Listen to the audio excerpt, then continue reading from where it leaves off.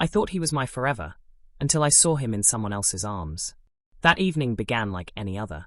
I was running late again. My last class had dragged on, and the traffic was worse than usual. The city lights bled into the rain-soaked windows of the taxi, turning everything into a blur of gold and grey. My phone buzzed with a message from Liam. "Come straight to my apartment. I've got a surprise for you." I smiled, my heart doing that soft flutter it always did when I thought of him. 3 years together, and he still knew how to make me feel special. I had spent the entire week daydreaming about our future, our bond ceremony, the house he said he'd buy once he got promoted, the life we'd build. I believed every word. When I arrived at his apartment, I didn't even bother knocking.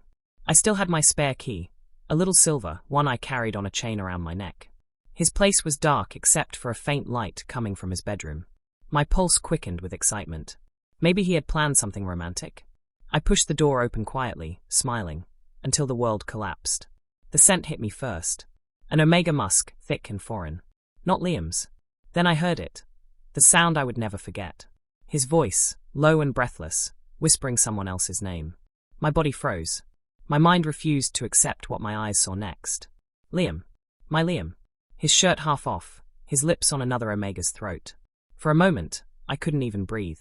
The sound of my own heartbeat drowned out everything else. I didn't say a word. I just stood there, drenched from the rain, watching the man I loved move inside someone else's arms like I never mattered at all. When Liam finally noticed me, he cursed, pulling away as the other omega gasped. "Kai, wait, this isn't what it looks like." I laughed. It came out sharp, ugly. "Then what is it, Liam?" "A joke." He tried to reach for me, but I stumbled back. Every nerve in my body screamed. I couldn't breathe through the mix of pheromones, his, the stranger's, my own rising panic. I ran, out into the cold night, into the rain that fell harder than before. My vision blurred from tears and heat all at once. I didn't know where I was going. I just needed to get away. Away from him. Away from that smell. By the time I reached downtown, my body was trembling violently. My suppressants. Oh God, I hadn't taken them since morning. Stress and heartbreak had burned through them faster than usual. I could feel it starting, the ache beneath my skin, the pulse of heat spreading from my core outward. Not here. Not now. I ducked into an alley, pressing my palm to the cold wall as my knees weakened. My scent thickened, sweet and desperate, calling for an alpha that wasn't there. Passers-by stared, some turned away. I could barely see straight. My breath came in short gasps, my vision dimming around the edges. Then, through the blur, I saw a light. A hotel, tall, luxurious, glowing like a beacon through the rain. I forced my legs to move. Each step felt like walking through fire. My body burned, and my chest ached as if my heart and instincts were warring inside me. I stumbled into the lobby, clutching the counter. "Please, I just need to sit for a moment," I whispered. Before the receptionist could respond, the world tilted. The marble floor rushed up to meet me. Strong arms caught me before I fell. A scent, rich, powerful, grounding, filled my lungs. It was nothing like Liam's. This one was darker, deeper, like cedarwood after rain. It made every cell in my body shiver with recognition I didn't understand. "Hey, easy," a deep voice murmured above me. Calm, controlled, but laced with concern. My vision cleared enough to see him. A man in a black suit, tall and broad-shouldered, his eyes like storm clouds watching over me. There was something about his presence, commanding, yet gentle. "You're burning up," he said, his brow furrowing. "You're in heat, aren't you?" I tried to speak, but a whimper escaped instead. Shame and need tangled in my throat. It wasn't supposed to happen, please just help me." He hesitated. I saw it in the way his jaw clenched, how his pupils dilated as my scent grew stronger around us. His alpha instincts were fighting his control. "Damn it," he breathed, scooping me into his arms. "You shouldn't be alone like this." The scent of his cologne mixed with his natural musk, sending waves of unbearable warmth through me. My fingers clutched at his shirt helplessly. He carried me into an elevator, his touch steady despite the tension humming between us. I could hear his heartbeat, steady but fast, like he was fighting something invisible. The moment the door to his suite closed, I broke. My control snapped, and the air filled with pheromones too thick to ignore. He turned away, breathing hard. "You need to stop." "I can't. I don't want to be alone," I whispered, my voice trembling. "Please." His restraint shattered. What followed was a blur of instinct and emotion. The heat, the need, The overwhelming connection that pulled us together like two magnets that had waited lifetimes to find each other. It wasn't just desire, it was something deeper, primal and tender all at once. When the fever finally broke, dawn light spilled across the sheets. My body ached, my heart heavier than before. He was asleep beside me, his arm draped protectively across my waist. I studied him quietly, strong jawline, faint silver at his temples, and a peaceful expression that softened the power he carried even in sleep. My chest tightened. I didn't even know his name. And yet a strange calm settled inside me, like my soul recognized him. But reality returned too quickly. Liam. The betrayal. The scandal this would cause if anyone found out. I carefully slid from the bed, trying not to wake him. My legs trembled as I dressed, still weak from the night before. I left without a word, without a note, only the faint trace of my scent lingering on his sheets. As the hotel doors closed behind me, I told myself I'd forget him, that this night would vanish like rain on glass. But fate, it seemed, had other plans, because when I next saw him, he would be sitting at the head of the Hale family dinner table, my boyfriend's father. Morning light had never felt so cruel. The moment I stepped out of that hotel, the chill of the rain felt sharper against my skin, biting at the marks that still lingered on my neck. Every step I took away from that place felt like a betrayal, not to Liam, but to myself. Because deep down, I knew that no matter how wrong it was, a part of me didn't regret it. I told myself it was just the heat, just biology, just a mistake. And yet, every night after that, I'd wake from dreams where I could still feel his hands on my skin, his scent filling the air, grounding me, haunting me. Days blurred into weeks. I tried to pretend I was fine. I went to class. I worked my part-time job. I deleted Liam's number, though his name still echoed in my head like a curse. Then one afternoon, my phone buzzed with a message that made my stomach twist. "Kai, dear, it's Aunt Clara. It's been so long since we've seen you. Why don't you come by for dinner this weekend?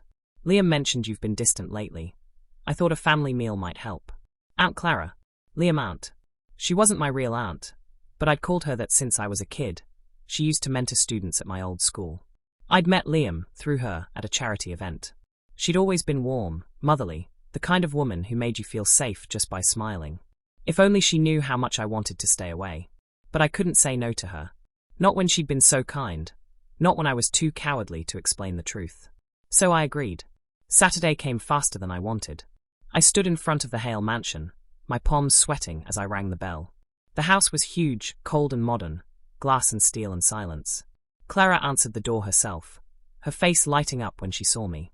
"Kai, my goodness, look at you, it's been ages." She hugged me before I could react, her perfume a comforting floral cloud that almost made me forget why I was here. Inside, Liam was waiting in the living room, wearing his usual smug smile. "Kai," he said like nothing had happened. "Didn't think you'd actually come." I crossed my arms. "I came because your aunt asked." He chuckled softly, the sound grating. "You're still mad?" "Kai, it was a mistake. Can't we just—" "Don't." I cut him off, my voice sharper than I meant. "You don't get to call betrayal a mistake." Before he could reply, footsteps echoed from the hallway. A deeper voice spoke, calm, steady, and achingly familiar. "Clara, I thought you said this was just a small dinner." I froze. That voice. And then he appeared. Damien Hale. The man from that night. The stranger who'd held me as the world burned. He stepped into the room wearing a dark tailored suit, his tie slightly loosened, his expression tired, until his gaze fell on me. Everything inside me went still. For a moment, I thought I was imagining it. But no, the shock in his eyes was real. The faint hitch of his breath. The way his body tensed, like every cell recognized me too. Liam's voice broke the silence. "Dad, you remember Kai, the guy I told you about, right?" "Dad." The word hit like lightning. My heart slammed against my ribs, my pulse roaring in my ears. Damien Hale, my heat partner, was Liam's father. He blinked once, quickly masking the storm in his eyes. "Yes," he said, voice calm but tight. "Of course. Kai, I've heard a lot about you." I swallowed hard, my throat dry. "Mr. Hale." Clara, ever oblivious to the tension, beamed. "Good, you two finally meet properly. Damien rarely joins us for dinner. Business always comes first." "Not tonight," he said softly, his eyes never leaving mine. The meal was torture. Clara chatted cheerfully about her garden, about company projects, about how proud she was of Liam's progress at work. I smiled where I could, but I barely tasted the food. I could feel Damien's gaze, steady, restrained, burning. Every time our eyes met, my chest tightened. My scent threatened to rise, my instincts screaming at me that my mate was near. But I forced it down, focusing on breathing evenly. When dinner ended, I slipped outside to the garden, needing space to breathe. The night air was cool, brushing against my overheated skin. I closed my eyes, trying to calm the pounding in my chest. Then I heard his footsteps behind me. Kai. I didn't turn. You shouldn't be here. I could say the same to you, he said quietly. His voice was low, rougher than before. I had no idea it was you that night. If I had known. I laughed bitterly. What would you have done, Damien? Stopped it? Walked away? He didn't answer immediately. When I finally looked back, his eyes were on me, conflicted, intense, full of emotions I couldn't name. I don't know, he admitted. All I know is that ever since that night, I can't stop thinking about you. My heart twisted painfully. You're my ex's father. I know. This is wrong. I know that too. His hand clenched at his side, his jaw tight. But tell me, Kai, when you look at me, do you really feel nothing? I opened my mouth, but no words came out. Because the truth was there, raw and undeniable. I felt everything.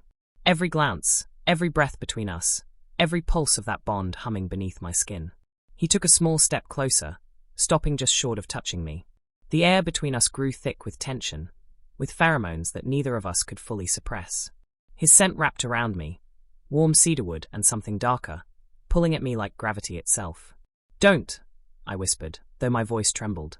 Please, don't make me choose between what's right and what I feel. His expression softened, pain, longing, restraint all tangled in one look. Then don't choose. Just be honest with yourself. I couldn't take it anymore. I turned away, forcing distance between us. Good night, Mr. Hale. He flinched at the formality, but didn't stop me. When I left that night, the air outside felt too thin. I pressed my palm to my chest, trying to steady my heart, but the ache only grew stronger. I told myself again and again that it was wrong, that I had to forget. But the truth was written in every cell of my body. The bond wasn't fading. It was growing stronger. And somewhere deep inside, I knew this was only the beginning. It had been 2 weeks since that dinner. 2 weeks since I realized the man I'd spent my heat with, the one whose scent haunted my dreams, was Damien Hale. Liam's father. The thought alone was enough to make my stomach twist. But my heart refused to listen to reason. Every night, I'd wake up drenched in sweat, his scent still clinging to my skin, as if fate refused to let me forget. I told myself to move on. I even blocked Liam's number after one too many fake apologies, each one emptier than the last. But no matter how many walls I built, destiny kept tearing them down. Because every time I stepped outside, every time the wind carried that faint hint of cedarwood and smoke, my body reacted before my mind did. And then came the night everything fell apart again. I was on my way home from work, rain spilling from the darkening sky, when a sleek black car pulled up beside me. The window rolled down, revealing the last person I wanted and needed to see. Damien. Even drenched in the cold glow of streetlights, he looked impossibly composed. Shirt sleeves rolled, eyes sharp but soft when they landed on me. Kai, he said, voice low, hesitant. Get in. It's pouring. I'm fine. My voice cracked. I wasn't. My umbrella had broken, my clothes were soaked, and my heat suppressants were almost out. He sighed, that quiet sound of patience breaking. Please. It was the please that did it. The same quiet tone he'd used that night when he whispered against my skin. I got in. The warmth of the car hit me immediately, along with his scent. I pressed myself against the door, trying to steady my heartbeat. He didn't speak for a while. The silence felt heavy, charged. Finally, he said, You've lost weight. I swallowed. You notice everything, don't you? He glanced at me, eyes dark and unreadable. When it comes to you, yes. My breath hitched. I wanted to say something, anything, to cut through the tension. But when his hand brushed mine on the seat, I froze.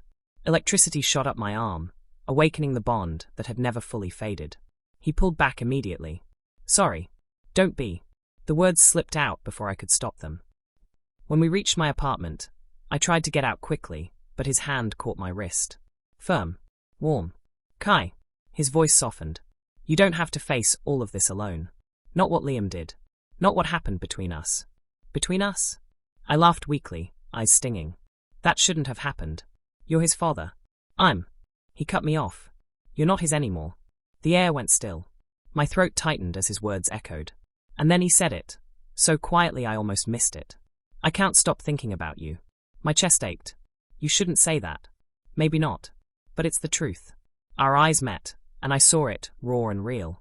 The conflict, the restraint, the impossible pull neither of us could fight anymore. The moment broke when thunder rumbled outside. Damien stepped closer, close enough for his scent to wrap around me, grounding me and unraveling me all at once. My lips trembled. Damien, please, if you touch me again, I won't be able to. He didn't let me finish. His lips met mine, slow but desperate. The kind of kiss that felt like an apology and a confession all at once. My body betrayed me instantly, leaning into him, craving the warmth, the safety, the rightness. When he finally pulled back, breath unsteady, he whispered, "Tell me to stop, and I will." I couldn't. I didn't. That night, it happened again. The pull of fate too strong to resist. Only this time, there was no fever, no confusion. Just two people clinging to each other in the wreckage of everything they weren't supposed to feel.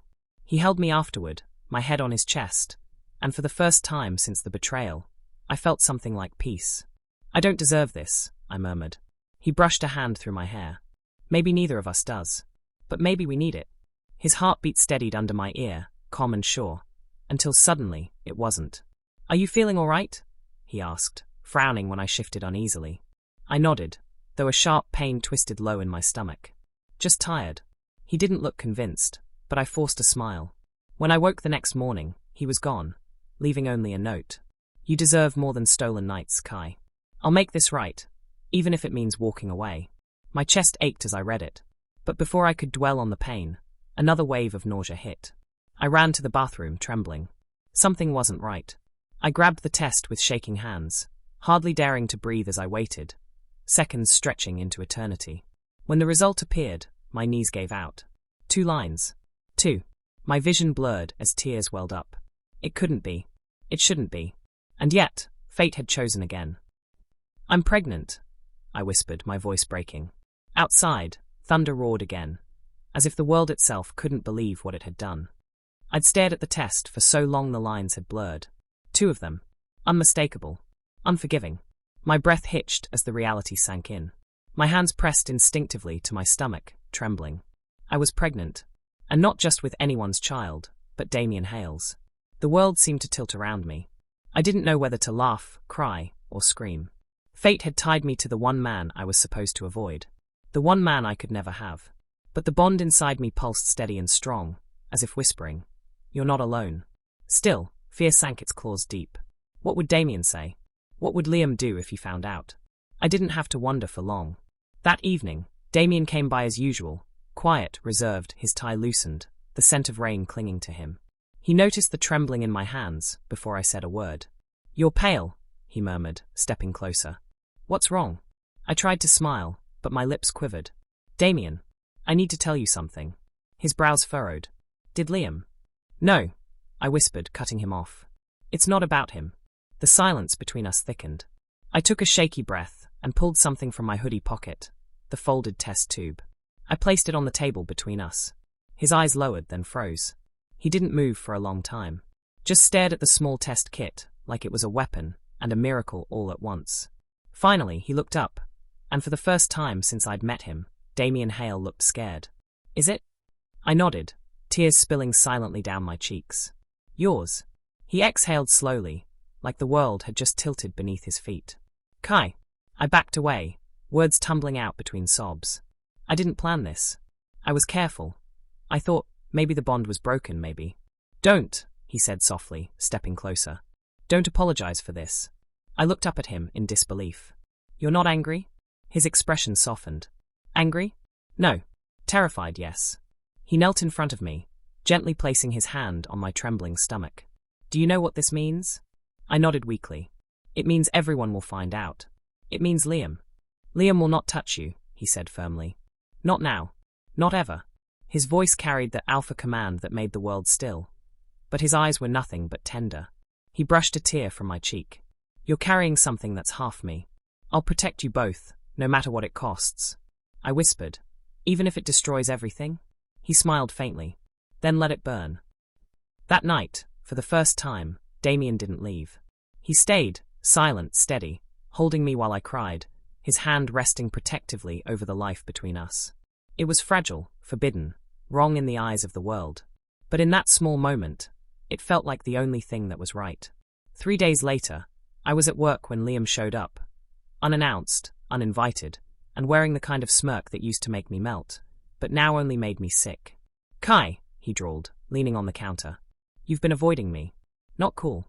I clenched my jaw. "We broke up, Liam. What else is there to say?" He clicked his tongue. "You're still angry about that little mistake? I told you it didn't mean anything." My nails dug into my palm. A mistake. That's what he called betraying me. Before I could respond, he noticed something. The way I subconsciously shielded my abdomen when I stepped back. His expression sharpened. "What's wrong with you?" he asked, voice low, suspicious. "You look pale." "None of your business." "Oh, it's my business," he hissed, grabbing my arm.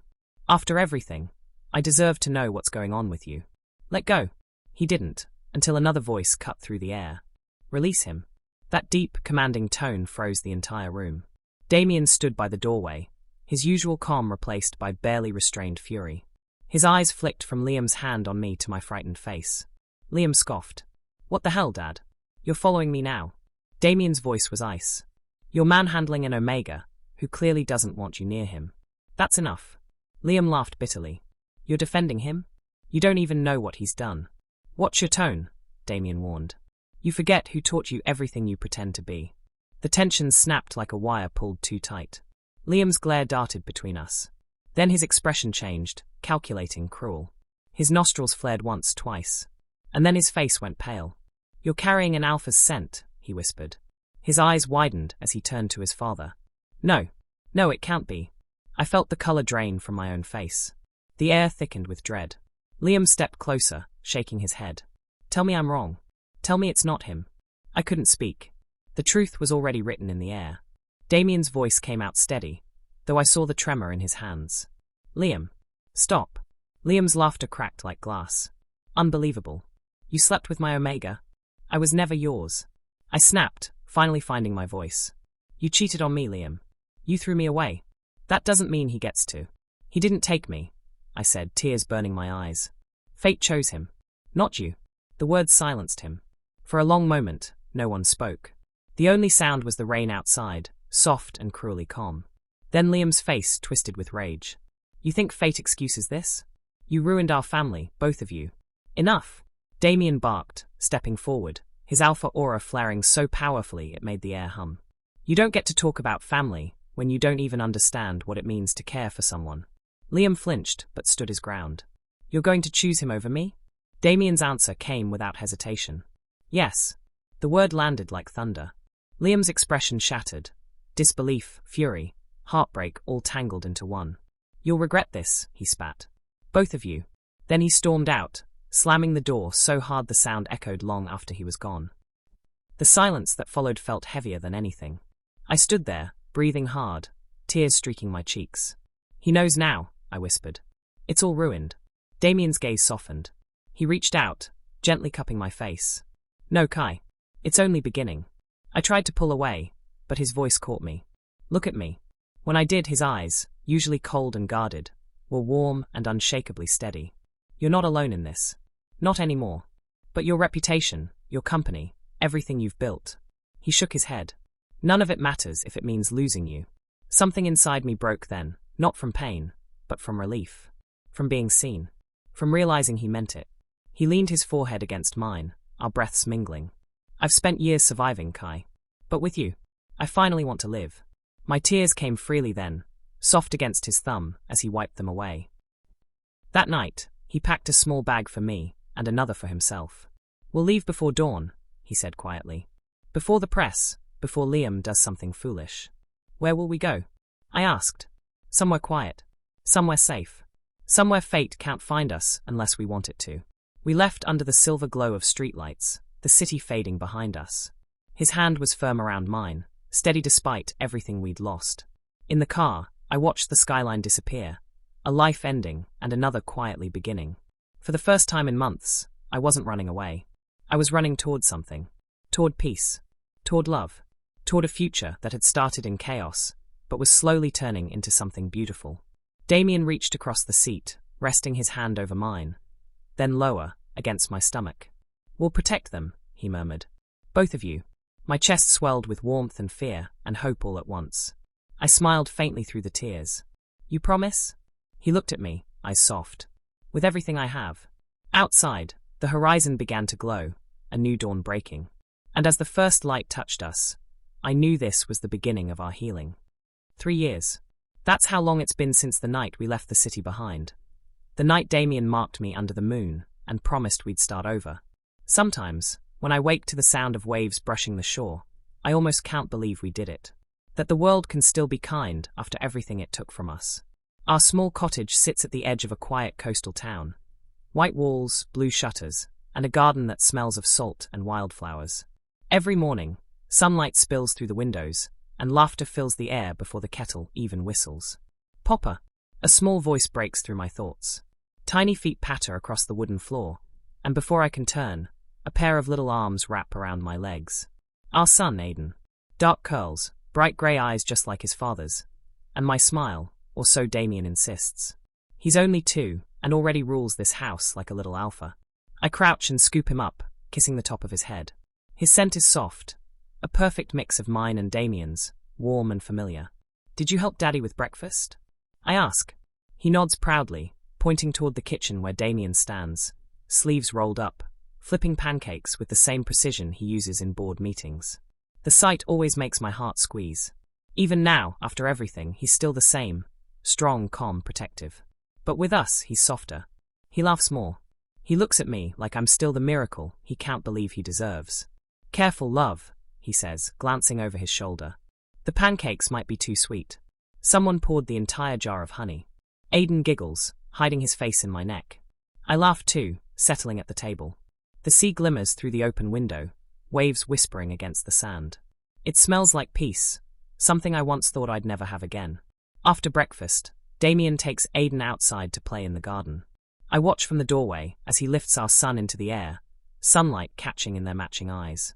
They look like a promise, one I still thank the moon for keeping. I rest my hand against my stomach, smiling at the faint flutter beneath. Our second child. When I told Damien, he just held me, tears in his eyes, whispering, "Thank you for giving me another chance at happiness." I never thought love could feel like this, not grand or perfect, but quiet and real. The kind that doesn't demand to be seen, only felt. The kind that heals. That night, after Aiden falls asleep, Damien and I walk along the beach. The stars scatter like diamonds across the dark water, and he takes my hand, thumb brushing my mark. The same one that once caused so much pain, now a symbol of everything.